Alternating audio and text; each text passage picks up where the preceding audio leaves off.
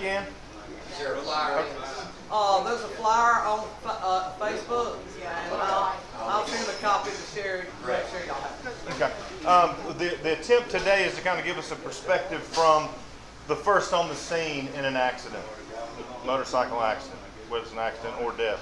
And then the other perspective will be from the legal side, from our state ass kicker, state of Maryland. But go ahead, if you would introduce yourself and just... Excuse me if I have my... I'll try not to have my back to you. I'll turn around as much as I can. Work the room. But my name's Corporal Jenkins. I'm with the Columbus Police Department. I've been with the Motor Squad since around 2013. And I appreciate the opportunity to come and talk with everybody about some of the stuff that we do. You may have seen us out there. Traffic enforcement, of course, is a big one. Traffic accident investigation, whether it be motorcycles or vehicle, cars, sometimes tractor trailers. But probably one of the most important things we do is the accident investigation with a serious injury or a fatality occurs. I've kind of unfortunately lost track of how many that I've been involved in. I've been involved in many of them. And we typically we're on call. For instance, I'm on call now, so I might get the call in the middle of the night to head to a certain location to investigate an accident. There's always someone on call. Right now we're down to about 9 motor officers, 2 sergeants, and 1 lieutenant. And we're responsible for everything that goes on in the city as far as accidents go. It's just like you guys, I have a passion for motorcycles and a passion for making sure that we're being taken care of in the event that we get in an accident. A lot of things that happen once we get to the scene. But the patrol is going to get the call at first. They're going to get a call out to an accident. And those supervisors and patrol are going to determine if it's serious enough to call the motor squad out. When we get called out there, then it's either a serious injury, this is after hours, a serious injury or a fatality. And once we get called out there, we secure the scene. Many of you may have military background or law enforcement background, or just stuff you learn just throughout life. You're going to secure the scene to make sure that all the evidence is preserved, so that we can determine who's in violation, who's at fault, and what kind of evidence we have that we're working with. Sometimes it's a situation, for instance, I had one at the intersection of 6th and 9th downtown a couple of years ago. It's a situation where there were 3 people in one vehicle and 2 people in another vehicle. The 2 people in the one particular vehicle were both deceased. One of them was at the hospital. The other 3, they were all intoxicated in the Zuzu Rodeo, were at the hospital as well. So an officer will go up to the hospital and they'll have to work around the nurses and the aid that's being taken place to try to gather names and everything, because what we don't want to do is start working that investigation and we don't even have the person's correct name. So there's a lot of stuff going on. We also do things at the scene like measurements. I don't know if you might have seen on TV, we're measuring the scene, getting lengths, skid marks, yaw marks, where one piece of evidence landed in relation to the accident. We're measuring the whole scene. Many of us have been through lots of hours of training to become traffic accident investigators, state qualified. It's a lot of math. It's all that math that in high school we probably all said, what in the world do I need to know how to add an X and a Y for? And when I went to class in Forsyth, all that stuff came back, and I wish I wasn't so resistant when I was in high school. So you learn that, and you learn how to determine speeds. There's also things in vehicles that tell us how fast that vehicle goes, and it also records events, kind of like a black box in an airplane. It can tell us whether or not the seatbelt was on. It can tell us a lot of things. All that, the lawyer's going to be able to tell you. You need search warrants and everything, so at the same time that we're working a scene, we have people out going to get search warrants and doing all the legal stuff so that when we find evidence, it doesn't get tossed out. We got to do everything correctly. And then it might be that charges for one person in the accident are pending. For instance, blood results. we might have to wait until we get some blood results. There's a lot of things that go on at the hospital where we might have to get a search warrant to get the trauma blood, the blood that was taken at the hospital prior to any kind of medications. So there's a lot of stuff that goes on. After the accident, we work the accident in a particular intersection. The very next day we'll go to work and we'll follow up, and the follow-up continues. And as far as the court system goes, if we were to charge somebody, it might be a long time before they even stand in front of a judge. So we have to maintain constant communication with the family members so they don't think that we've forgotten about them. Sometimes we have to be careful with that because family members, they just may have lost a family member, a son or daughter, a mother, father, sister or brother, and they think the police department just kind of abandoned them a week after the accident. That's not the case. The case is that we got it. However, the accidents keep rolling in, and unfortunately, sometimes another fatality has already showed its face. Okay. So there's a lot of stuff going on, and we go to all kinds of schools to make sure that we're prepared when we get out there. I'm myself, and there's a few more that are drug recognition experts. Unfortunately, with the fact that everybody thinks that marijuana is okay, we're going to start seeing more accidents, where we're going to have to be able to determine if that person is under the influence of that marijuana that they think that they can drive with. Happens all the time. I'll make a DUI arrest, a driving under influence arrest, and the person will say, "There's no way. I haven't been drinking." Well, it's not the drinking we're concerned with. It's the depressants you may be taking, the stimulants you may be taking, and of course the marijuana and any other kind of drugs that you're taking that makes all of us very unsafe on the streets. Okay. I talk to a lot of groups about riding, and to me, I'm sure y'all share the same passion. It's a huge passion of mine. We communicate a lot. I don't know if you see us on the street, we're always side by side, and some of you guys probably are real confident in riding side by side. But one basic thing you got to do there is you got to communicate to one another. If you ever see me, Motor 16, out on the road, if you ever just watch me, I'm going to be on the left. Usually the senior person is on the left, so the person on the right of me, I'm pointing with my hand, right or left, even though we ride every single day. Because he might be trying to get to Peluso's a different way than what I would normally come to Peluso's, and he thinks we're gonna take a left, and I thought we were gonna go straight. All of a sudden we got an accident, and we've had that. Unfortunately, it's usually with our younger riders. It happens, but you got to communicate with one another. I'm sure if y'all do it, it's awesome to ride side by side, but you got to communicate. Another thing I talk to people about is make yourself seen. Everybody knows that every time we turn around, someone's turning left in front of us, right? They're turning left in front of us.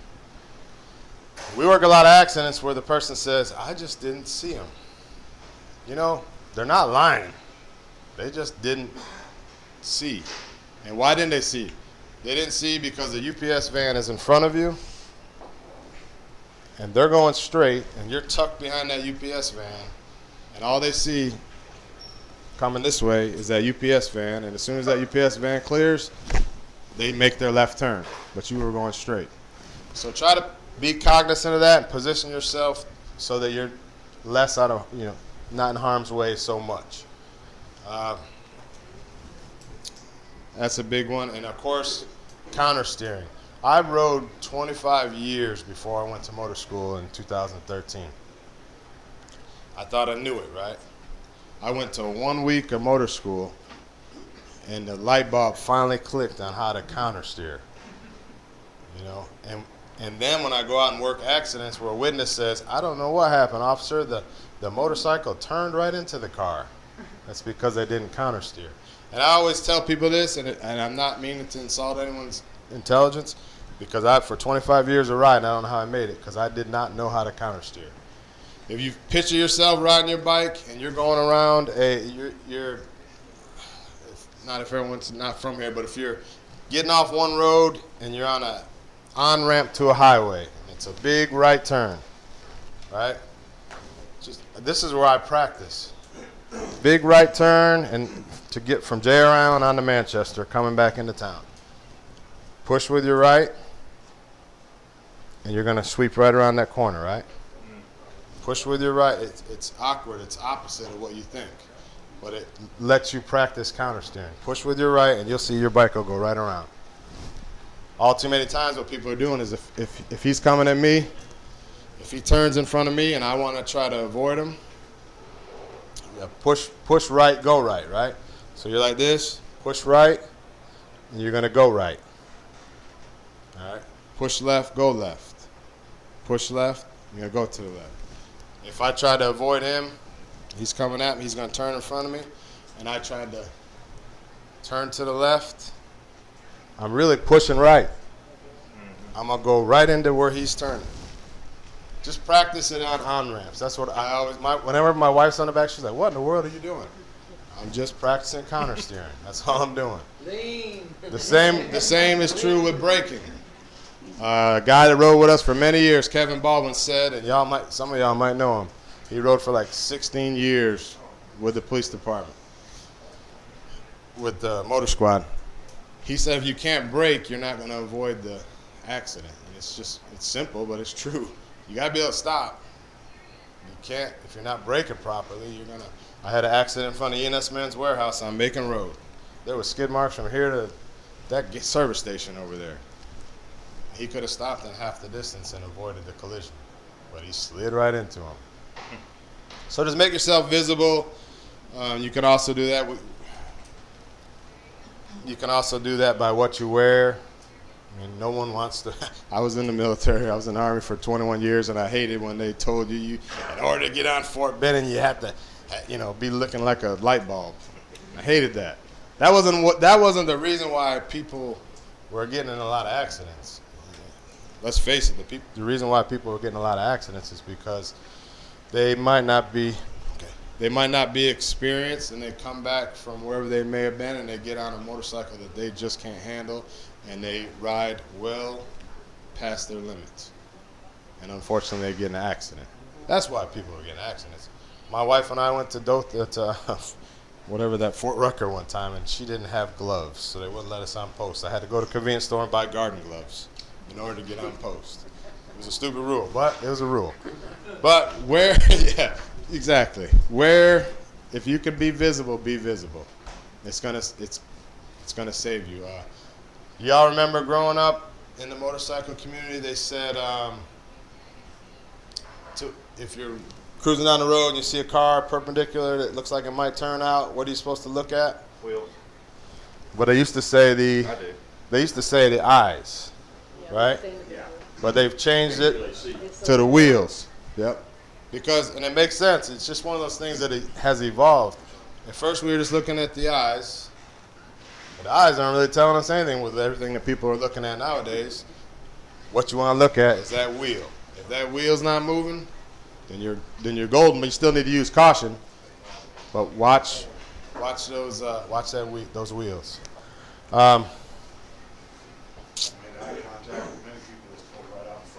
Right. Mm-hmm. Exactly.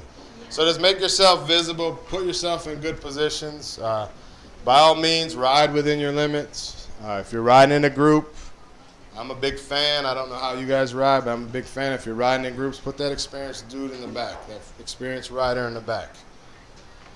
So that when you are faced with some kind of red light or a yellow light and you're trying to get everybody through, you don't have the inexperienced rider flooring it, getting through that intersection.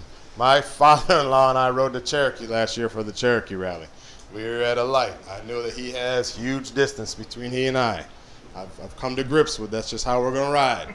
I don't think it's safe because somebody's going to squeeze in there. However, that's how we ride. I have to watch him. And sure enough, there's a yellow light. And I said, well, Pete's not going to be able to make it through this, so I'm going to stop. And he's on a trike, and all of a sudden I hear right through the intersection. Well, it wasn't acceleration. It was brakes. Screeching all the way. And I was like, oh, man. Fortunately, it was okay, but got to really pay attention. You know what I mean? Got to really pay attention. Does anybody have any questions for me? Corporal Dean, Yes, sir. I know you see it just like all of us see it. People riding in their car on their phone. I mean, I know you pull up next to people, they don't realize it's a motor squad guy. Mm-hmm. Do you confiscate their phone when they have a wreck?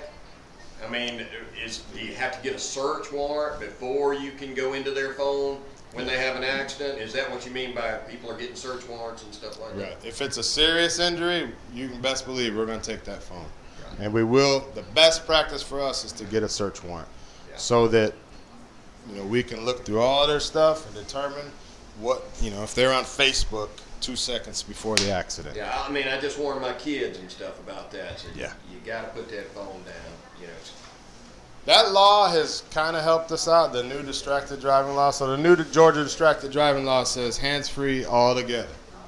I think it's helped a little bit. However, and I know y'all seen it from a motorcycle vantage point, people are doing this now. Now that before we were like this, now we're sneaky about it. Maybe they're going to bold print now. Who knows, bigger writers. Now we're. So in my opinion, we're way off the road even more. I know I heard some accents. Who's from New York? I didn't hear you talk yet, but I already pinned these two. All right, I'm from New York as well. Upstate, near Syracuse, Norwich, Utica, Binghamton. New York for years has been no cell phones whatsoever. That's what I believe. In a vehicle or just In the vehicle, no texting, no talking, and it's been that way for years. And Cell phones became, pocket phones. Yeah. Well, you'll have people who stop at red lights. Oh, I got enough time and I'll text, and then it's let me throw it down. that's what people think. People will argue. It happened today a couple times. $500 for thousands.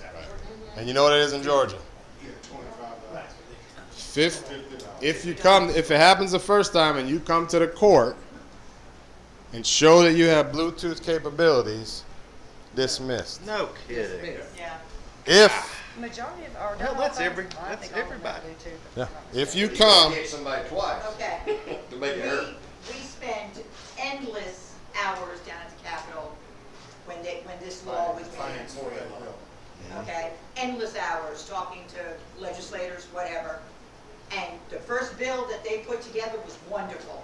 It really was. It was a great bill. right. By the time it made it through both houses, it was so watered down, it wasn't even worth having. Right. It's $50, I think. First offense. First offense is $50, second offense is 50 plus 1 point. And The we, motorcycle lives was much more important than that sale.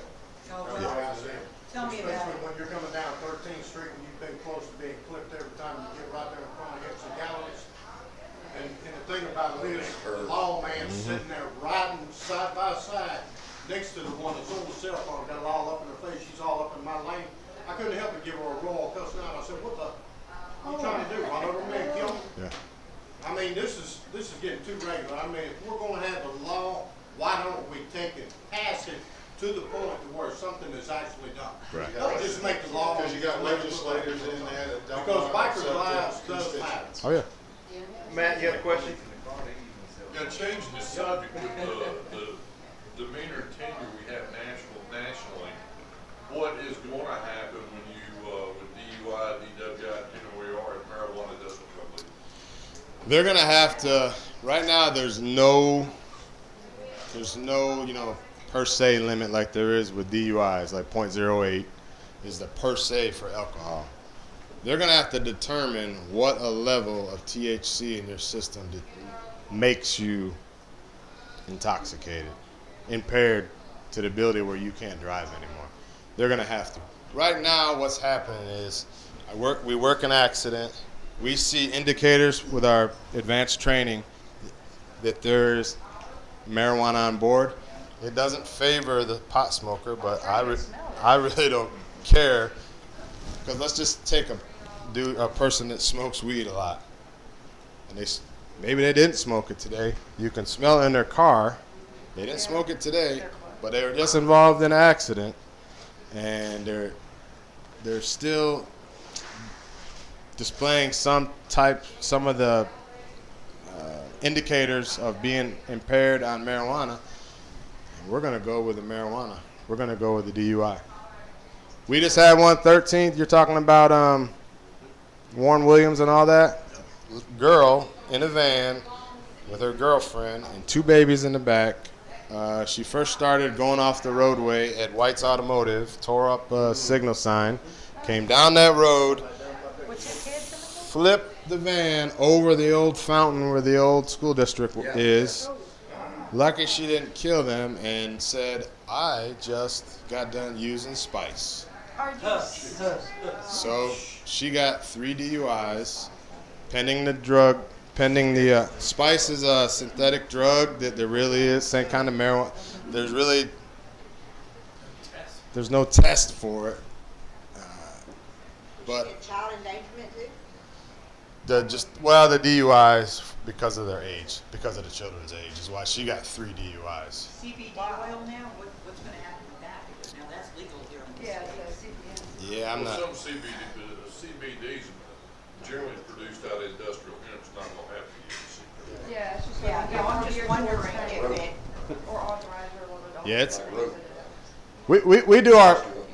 Know this now. Sometimes it doesn't go, but we do our very best. There's a guy that I went to drug recognition expert school with that apparently somehow somewhere in Georgia actually got a DUI for somebody, if I remember correctly, caffeine. Just he was so good at being able to spot impairment or somebody that's not in their regular state, that he was comfortable with going with a DUI for stuff that we don't consider drugs, because the bottom line is that person was too impaired to, something's going on with that person to be driving that vehicle, which caused this accident. And have confidence that we're going to try to do everything we can to make sure that that person is held liable for the accident. Now, sometimes it doesn't go, it doesn't make it all the way to the top, but in a lot of cases, we're going to make a charge. Yes, sir. Talk about being visible to other drivers and things, especially at night. Clothing we wear, bikes, our bikes, I think probably 80% of them black lights. Right. What about lights? Modulating headlights, modulating brake lights, any underglow, LED lights. What's legal? I've heard people say red and blue lights are illegal if they're just LEDs. Yeah. Certainly I get even lenses and flashing, but Right, the red, you want to stay away from the red, the green, and the blue lights. That's the ones you want to. Green. You like your environment, like your state. Game warden. Right. Gotcha. Yeah. so even LEDs just glow when they light. I don't know. I'm not sure exactly on that. I wouldn't be able to. You Yeah. wouldn't want your red lights flashing back Right. and forth. Definitely not red, blue, or green. I've heard back and forth on the glowing. If it's not anything that's interfering with traffic, I don't see it as a bad thing. I see it as something that's going to make you more visible. Yes, sir. Another question. We're on a charity ride. Say there's about 100 of us. Is blocking legal if it's not an escorted ride? We're going through intersections and stuff like that. When someone's looking. That's one of those. I've been asked that question from a bunch of folks. You're an Harris expert. County. I It's don't. Joey's fault because he Fall back on Joey, you're Joey. If you see it, I will tell you this, if you're in Cobb County, don't do it. Don't do it in Cobb County. I wouldn't. Really. Cobb County will stop, who's ever blocking will get a $150 ticket, and they will go after who's ever leading the pack. That's why they stopped doing, that's why they stopped doing the Skip Wells ride. Yeah. They're all. Cobb County will get you, but We're never going to win that battle because you're not equipped. You don't have the emergency equipment to do it effectively. We got a lawyer here that answers some of the questions. Yeah. Yeah, he's right, it's not legal. It's not. Don't try. And where it puts you guys in. where it puts you guys in a bad position is if there's an accident. You know, if there's an accident, somebody goes through a green light like they are supposed to do, and they hit somebody, then we're gonna have a hard time faulting them. You know, we can't say, well, hey, you should have stopped at that green light because there was a motorcycle crew going through. They're always gonna win on the rules of the road. What is considered a proper escorted ride in that, Leo. I would say just coordinating with law enforcement and get them out there. They're stepping away from that big time. Understanding that it is illegal, if you stop at a red light and the sensors don't pick up your light, I know it's illegal, but is there a way, and you get pulled over? I mean, I thought it was it never got changed? Okay. Everybody believes that bill passed. I did. No deal, he vetoed it. Deal vetoed it. He vetoed it. That was a good bill. Yes. it I was. might be guilty of it In myself. seconds left to the day, he vetoed it. I might be guilty of that myself, and as a matter of fact, years ago at Fort Bragg, I got pulled over for that. But a reasonable, explain it, be courteous, explain it, and a reasonable officer, I believe, would say, I understand. Who wants to sit out here for 10 minutes at an intersection at 2 o'clock in the afternoon to make a turn? Huh? Right. Yep. Same, you know. It's just not going to pick you up, and it doesn't make sense to sit there for the whole cycle. I have been told by several people, there's a trick to it if you want to try it. I haven't tried it myself, but if you pull up to there and it doesn't react to your bike, turn your bike off, start it back up. Because it's a magnetic sensor that senses the metal in your bike. And for some reason, when you shut the bike off and crank it back up, it's that magnet senses you. It's not weight. No, it's not weight. But I have been told that works. I have not tried it myself. I usually just won't. Have y'all ever been in situations where you have someone behind you and you can kind of just wave them? Yeah. Sometimes they look at you like you're an astronaut, but Yeah, it's got acid in it, all right, but I don't know if it's you acid. know, come up here and hit this sensor for me, you know. I do otherwise it. you're gonna be sitting there. Yeah, right, exactly. Exactly. As I tell them, it has nothing to do with weight, because I've got out and jumped up and down. All right, well, listen, thank you so much for You're your very time. welcome. Appreciate it. Thank you. You're very welcome. Y'all.